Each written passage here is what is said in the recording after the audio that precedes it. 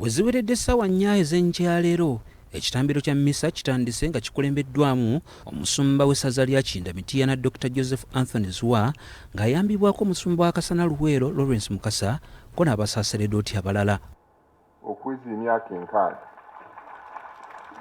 Bannange nange negatta ku ddoboozi okubakozesa.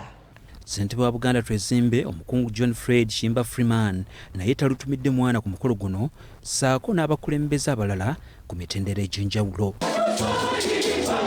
Omusumba w'essaza lino Dr. Joseph Anthony Zwa atandise na kwebaza Katonda olw'emyaka 31 egya Ssaabasajja Kabaka Ronald Mwenda Mutebi II ng'alamula Obuganda. Abakulembeze mu Bwakabaka bwa Buganda ate era tuyozaayoza n'okusabira Kabaka Ronald Mutebi II okweza emyaka 31 ng'atudde ku Namulondo. Ono akubiriza Abakristu obutaterebuka olw'ebyo bibanyigiriza essira baliteeke mu kukozesa obulungi ebifo Katonda by'abawadde okuweererezaamu.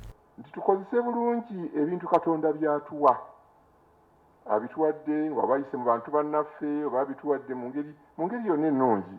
Ebintu ebyo Katonda by'atuwa tubikozese bulungi tuleme kwonoona ebirungi ebyo Katonda by'atuwa. Bw'atayanjudde obubaka bwa Ssaabasumba w'essaza ekkulu erya Kampala Paul Ssemwogerere atasobodde kubeerawo olw'ensonga ez'enjawulo era n'akiikiriddwa Musenyo Charles Kasibante. Twebaza Omukama Katonda olw'abakadde baffe abatusooka era abagunjawo ekifo kino nga ekijjukizo ky'okulangibwa kw'abajulizi ba Uganda mu batuukirivu. Minisita w'Obwakabaka owa gavumenti ez'ebitundu Oweekitiibwa Joseph Kawuki era Ssaabakristu w'essaza lino ayogedde ebituukiddwako mu myaka 6 egya Mityana Cathedral Parish. Oluggya lwa Noah nawo lutereezeddwa n'okwongera okuzigula ekifo kino okuddaabiriza ekereziya ya Cathedral Ssebo gwe gumu ku limo gutulowooza okutandikako nga bw'onooba otulambise okusitula omutindo gwa tenti ya Noah wano wenyini Ssebo we tuli. Naye okusinziira ku lipooti Ssaabakristu gy'awadde ate nga twagisayinze ffenna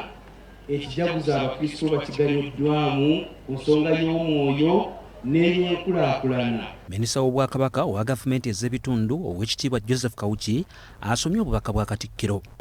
Wabula bwe tubeera obumu nga buli omu anyweza byakkiririzaamu ate n'okuwa ekitiibwa eby'omulala kitukuumira wamu era obumu obwo buleetebwa Sseruganda era Namulondo n'efuna amaanyi. Njuzaaliza Mukama wange Ssaabasajja Kabaka Ronald Mwenda Mutebi II okweza emyaka 31 ng'alamula Obuganda. Twebaza Katonda amukuumye era amusobozesezza okuvuunuka okusoomoozebwa okw'enjawulo okutuuka leero. Baffe omukuumenga.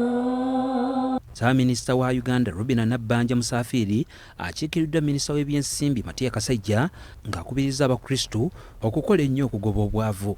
Tugambye nti twagala kugoba bwavu mu maka.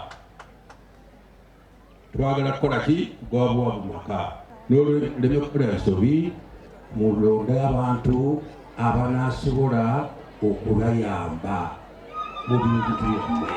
Basaba okugoberera amateeka agassibwawo okukuuma ettaka lyaffe awatali kutaataaganyizibwa. Ow'ekibanja ne nannyini ttaka bonna balina amateeka agassibwawo okubakuuma era nsaba abantu ffenna tugagoberere. Kiyinda ayinda emyaka 6 olw'okuba nti eddiini lyerimu ku bbanguliro ly'abatuuze lye tuwangaala nabo ffenna. Eddiini lyerimu ku bbanguliro ly'ebyenkulaakulana, ebyenjigiriza, ebyensoma, nti emyaka 6 kati nga Kiyinda abangula abantu ba Mityana n'ebitundu ebirala byonna. Joseph Seruwoza, BBS Telefayina, ageesigika.